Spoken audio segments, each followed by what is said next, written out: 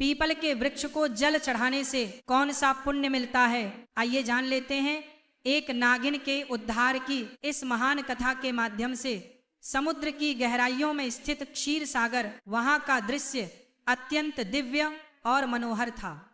क्षीर सागर में लहरों के बीच में शेषनाग की शैया पर भगवान विष्णु सुकून से विराजमान थे। उनका नीलवर्णी शरीर दिव्य आभा बिखेर रहा था। उनके समीप माता लक्ष्मी उनके चरण दबा रही थी। चारों ओर दिव्य प्रकाश था और वातावरण में शांत संगीत की ध्वनि गूंज रही थी। इसी बीच एक पावन पथ से आकाश मार्ग होते हुए देवर्षि नारद जी वहां पहुंचे। नारद जी के हाथ में उनका दिव्य वीणा था और मुख पर हल्की चिंता की रेखाएं थी। भगवान विष्णु ने नारद जी को देखा और मंद मुस्कान के साथ कहा, पधारो नारद, तुम्हारा स्वागत है। ऐसा प्रतीत होता है कि तुम कुछ व्यग्र हो। क्या बात है? क्या तुम्हारे भ्रमण में कोई अनहोनी घटी है? नारद जी ने शीश झुकाकर भगवान विष्णु को प्रणाम किया और कहा, हे प्रभु, मैं अभी अभी पृथ्वी लोक से लौट कर आ रहा हूं। पृथ्वी का भ्रमण करते हुए मैंने एक अत्यंत विचित्र दृश्य देखा। वहां कुछ लोग पीपल के वृक्ष को काटते हुए दिखे, जैसे उन्हें उसके महत्व का कोई ज्ञान ही ना हो। दूसरी ओर कुछ तपस्वी मुनि और साधक उस वृक्ष की पूजा कर रहे थे। वे उसकी परिक्रमा करते, उस पर जल अर्पित करते और मंत्रोच्चारण करते हुए भगवान विष्णु की स्तुति कर रहे थे। हे प्रभु, इस विरोधाभास को देखकर मेरे मन में जिज्ञासा उत्पन्न हुई। पीपल के वृक्ष का क्या रहस्य है? ये वृक्ष इतना पवित्र क्यों है कि कुछ लोग इसकी पूजा करते हैं और जिन्हें इसका ज्ञान नहीं है वे इसे काटने का पाप क्यों करते हैं? कृपा करके मुझे इसके महत्व के विषय में विस्तार से बताइए ताकि मैं इस ज्ञान को लोक में फैला सकूं। भगवान विष्णु के मुख पर एक कोमल मुस्कान खिल उठी। वे मंद स्वर में बोले, हे नारद, तुम्हारा प्रश्न अत्यंत महत्वपूर्ण है। पीपल का वृक्ष कोई साधारण वृक्ष नहीं है। यह वृक्ष स्वयं मेरे स्वरूप का प्रतीक है। यह न केवल देवताओं का निवास स्थान है, बल्कि इसकी पूजा से मनुष्यों के समस्त पापों का नाश होता है और उन्हें मोक्ष की प्राप्ति होती है। सुनो, मैं तुम्हें पीपल के वृक्ष के महत्व की एक कथा सुनाता हूं जो यह स्पष्ट करेगी कि क्यों यह वृक्ष पवित्र है और क्यों इसकी पूजा करनी चाहिए। हे नारद, इस कथा का केवल वर्णन और श्रवण ही मनुष्य के लिए पुण्यदायी है।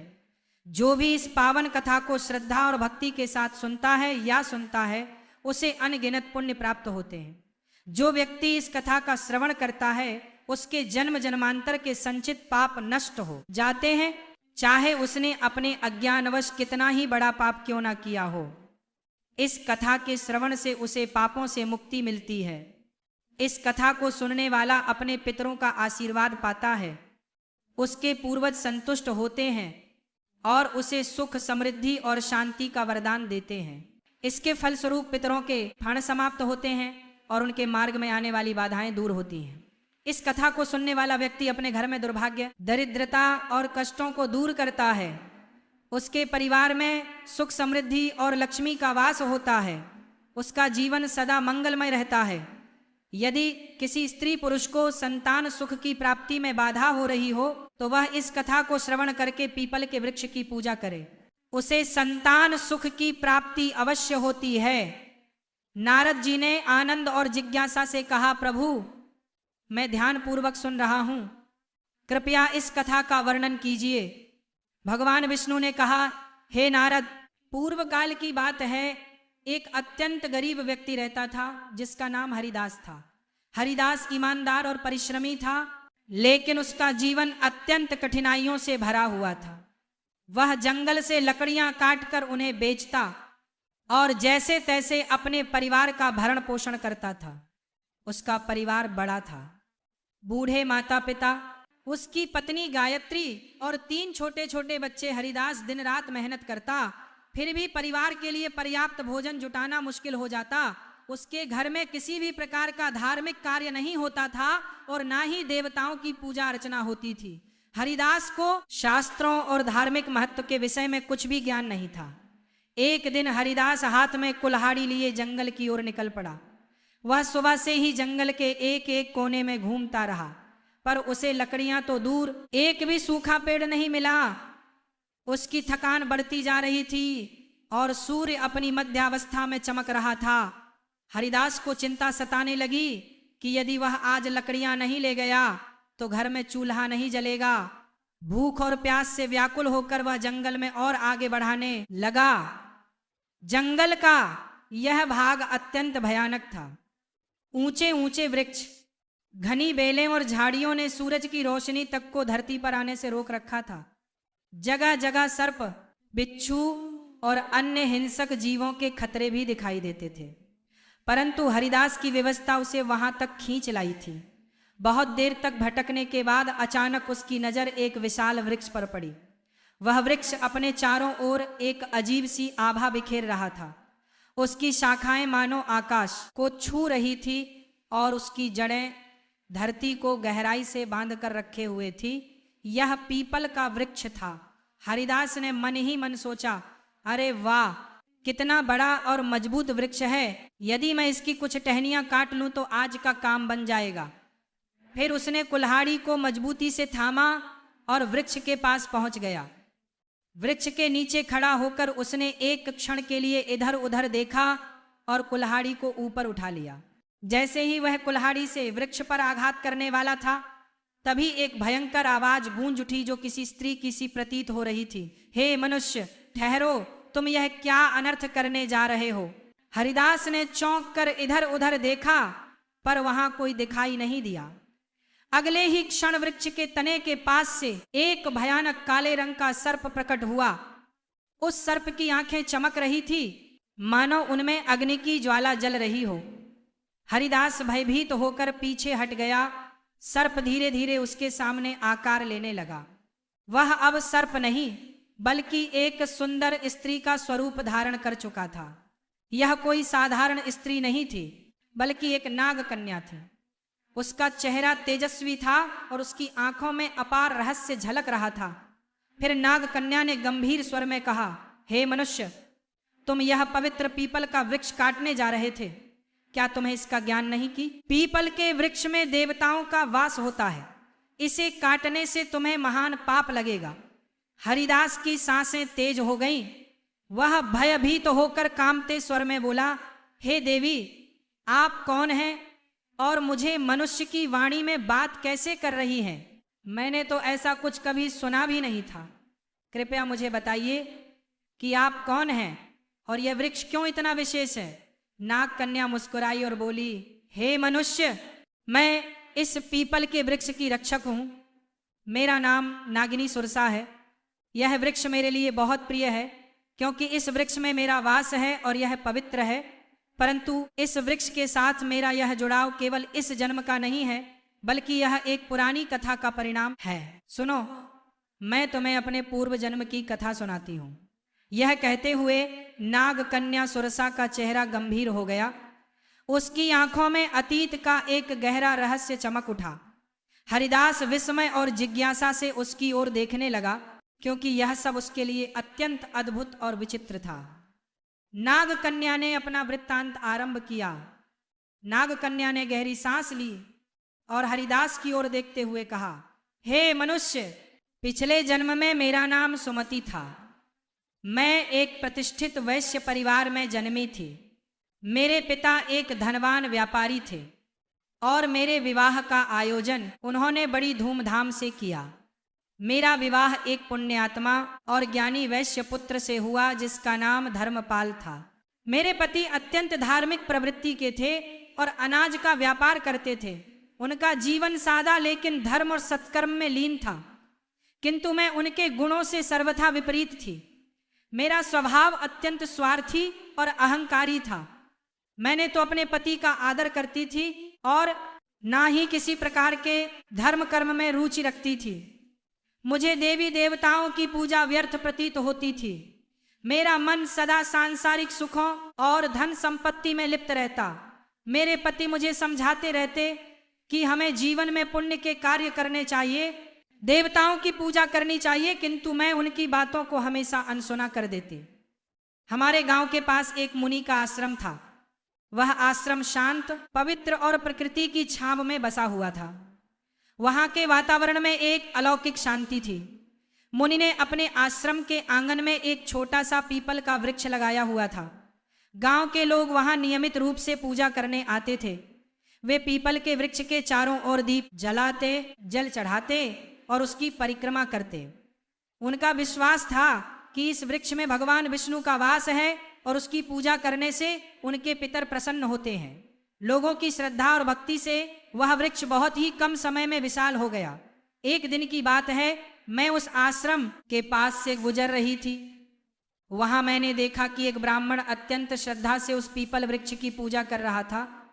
वह वृक्ष के तले जल चढ़ा रहा था और मंत्रोच्चार कर रहा था।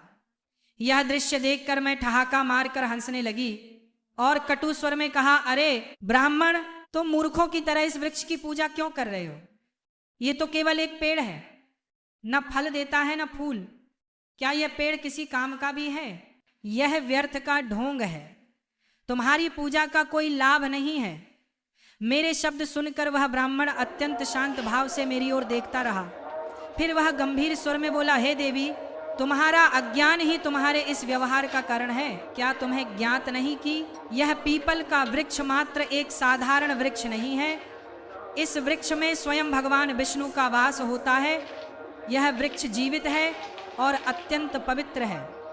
इसकी पूजा करने से भगवान विष्णु प्रसन्न होते हैं। इसके तले जल चढ़ाने से पितरों का आशीर्वाद प्राप्त होता है। अनेक जन्मों के पाप इस वृक्ष की पूजा से समाप्त हो जाते हैं। यह वृक्ष मानव जीवन के लिए वरदान स्वरूप है। उस ब्राह्मण की बातों ने मेरे अहंकार को और भड़का दिया। मैंने कटु शब्दों में उसका और वृक्ष का उपहास किया। मैं क्रोध में आकर उस वृक्ष के पास पहुंची और व्यंग्यपूर्ण स्वर में कहा, देखते हैं तुम्हारा यह वृक्ष कितना महान है। यह कहकर मैंने आवेश में आकर पीपल के वृक्ष को लात मार दी। जैसे ही मेरी लात उस वृक्ष को लगी, उसी क्षण एक विचित्र घटना घटी। मेरे पैर से लेकर शरीर के अन्य अंगों में जलन होने लगी। वह जलन असहनीय थी। मैंने देखा कि मेरे शरीर में परिवर्तन हो रहा था। धीरे धीरे मेरा रूप बदलने लगा। मेरी त्वचा काली पड़ने लगी और देखते ही देखते मैं एक भयानक सर्पिणी में परिवर्तित हो गई। नागिन का रूप धारण करके मैं वहीं पर चीखने चिल्लाने लगी। मेरी चीख पुकार सुनकर आश्रम के मुनि वहां आ गए। मैं उनके चरणों में गिर पड़ी और रोते हुए अपनी व्यथा सुनाई। मैंने उनसे विनती की कि मुझे इस श्राप से मुक्ति दिलाएं। मुनि गंभीर स्वर में बोले, हे स्त्री, तुमने घोर पाप किया है। पीपल के वृक्ष को अपवित्र करना और उसका अपमान करना भगवान विष्णु का अपमान है। तुम्हें तुम्हारे कर्मों का दंड मिला है। फिर मैंने कांपते हुए हाथ जोड़कर मुनि से प्रार्थना की, हे शिवर, कृपया मुझे क्षमा करें और इस श्राप से मुक्ति का कोई उपाय बताएं। मैं अपने पापों के लिए पश्चाताप करना चाहती हूँ। उस मुनि ने गंभीर स्वर में कहा, हे पापिनी, तुम्हें इस श्राप से मुक्त होने के लिए 100 वर्षों तक इस पीपल वृक्ष पर निवास करना होगा और इसकी रक्षा करनी होगी। जब 100 वर्ष पूर्ण हो जाएंगे तब तुम्हारे पति यहाँ आएंगे और इस वृक्ष पर जल अर्पित करेंगे। उसी दिन तुम्हें इस श्राप से मुक्ति मिलेगी। इतना कहकर मुनि वहाँ से चले गए। तब से मैं इसी वृक्ष पर वास कर रही हूँ। यह वृक्ष दिनों दिन बढ़ता गया और मैं दिन रात इसकी रक्षा करती हूँ ताकि कोई उसे हानि ना पहुँचा सके। आज मेरे 100 वर्ष पूरे हो चुके हैं। मैं प्रतीक्षा कर रही हूँ कि मेरे पति धर्मपाल यहाँ आए और इस वृक्ष पर जल अर्पित करें, तभी मुझे सर्प योनि से मुक्ति मिलेगी। यह कहते हुए नाग कन्या की आंखों में आंसू आ गए। उसकी आवाज में पीड़ा और पश्चाताप स्पष्ट झलक रहा था। हरिदास यह सब सुनकर अवाक रह गया। वह समझ नहीं पा रहा था कि जो कुछ उसने सुना वह सपना था या सच्चाई। उसके हृदय में भय और श्रद्धा का संचार हो रहा था। नाग कन्या की करुणामयी कथा सुनकर हरिदास स्तब्ध रह गया। उसकी आंखों में आश्चर्य और अविश्वास के भाव तैरने लगे। उसे यह बात समझ में नहीं आ रही थी कि वह स्वयं इस घटना से किस प्रकार जुड़ा हुआ था। तभी एक दिव्य तेज से आश्रम के मुनि वहां प्रकट हुए। उनका स्वर गंभीर और आशीर्वाद से भरा हुआ था। मुनि ने हरिदास की ओर देखते हुए कहा, हे हरिदास, ये सब तुम्हारे पूर्व जन्म के कर्मों का ही परिणाम है। क्या तुम जानना चाहते हो कि तुम इस नाग कन्या के जीवन में क्या स्थान रखता हो? हरिदास ने विस्मय से मुनि की ओर देखा और कांपते स्वर में कहा, हे शिवर, कृपया मुझ पर कृपा करें और मेरे जन्मों के रहस्य का ज्ञान दें। ये सब क्या हो रहा है? मैं इस नाग कन्या के साथ किस प्रकार जुड़ा हूँ? मुनि ने अपनी आंखें बंद की और उनके मुख पर एक गंभीर आभा उभरी। फिर उन्होंने कहना आरंभ किया, हे हरिदास, सुनो, तुम्हारे पूर्व जन्म की कथा। इस नाग कन्या जिसका नाम सुमति है, इसका पति तुम ही थे। उस जन्म में तुम धर्मपाल नामक एक पुण्यात्मा व्यापारी थे। तुमने सुमति से विवाह किया था और उसका जीवन संवारने का हर संभव प्रयास किया। तुम एक धर्मनिष्ठ और सत्यवादी व्यक्ति थे। तुमने सुमति को सद्मार्ग पर लाने के लिए अनेक प्रयास किए, किंतु वह तुम्हारे प्रयासों की उपेक्षा करती रही। हरिदास ने आश्चर्य और अविश्वास के साथ कहा, क्या मैं इस नाग कन्या का पति था? मुनि ने मुस्कुराते हुए कहा, हाँ हरिदास, सुमति ने अपने अहंकार और अज्ञान के कारण पीपल के वृक्ष का अपमान किया था, जिसके कारण उसे सर्प योनि का श्राप मिला। किंतु भगवान विष्णु ने तुम्हारे पुण्य कर्मों के कारण यह नियम बनाया कि केवल तुम्हारे हाथों से जल अर्पित होने पर ही सुमति को इस श्राप से मुक्ति मिलेगी। तुम यहाँ तक केवल अपनी नियति के कारण आई हो। तुम्हारा आज यहाँ आना संयोग नहीं है, बल्कि यह विधि का विधान है। सुमति, जो अब तक चुपचाप खड़ी थी, मुनि की बात सुनकर हरिदास के चरणों में गिर पड़ी।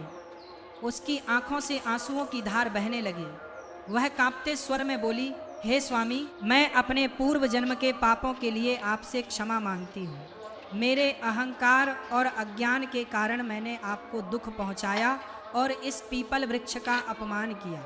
किंतु आज मैं आपसे एक बार फिर प्रार्थना करती हूँ, कृपया इस पवित्र वृक्ष पर जल अर्पित कर मुझे इस श्राप से मुक्त करें। हरिदास की आंखों में करुणा भर आई।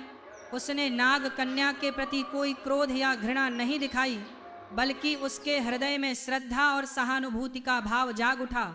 उसने मुनि की ओर देखा और कहा, हे ऋष्यवर, मुझे बताइए, मैं इस पुण्य कार्य को कैसे पूरा करूं?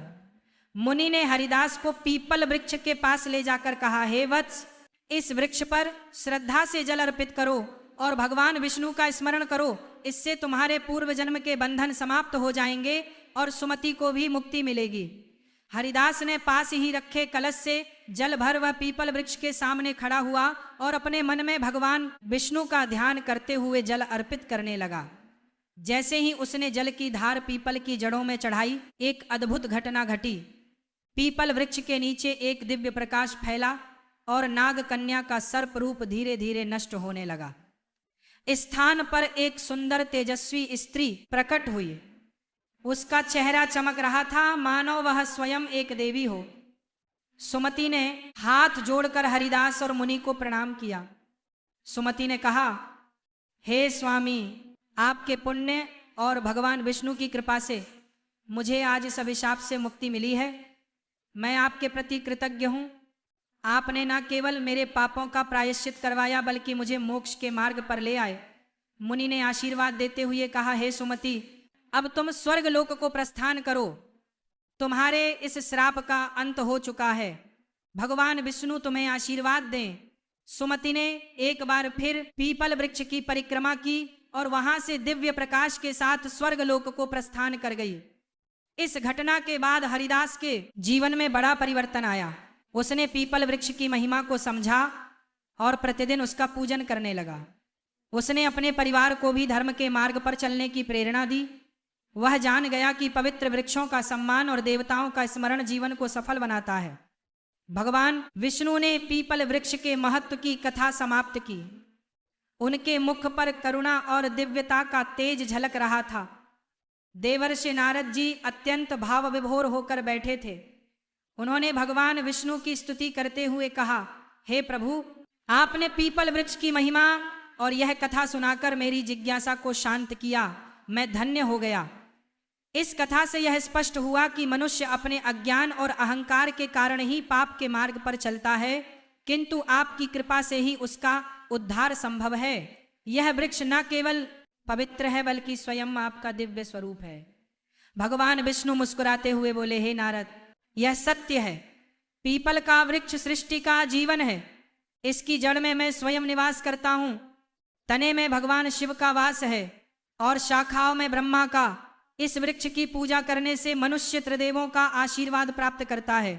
जो भी इस कथा को श्रद्धा से सुनेगा, सुनाएगा अथवा पीपल के वृक्ष की पूजा करेगा, उसे मेरे परम धाम की प्राप्ति होगी, उसके समस्त पापों का नाश होगा और उसे जीवन में सुख, शांति तथा परलोक में मोक्ष का आशीर्वाद मिलेगा।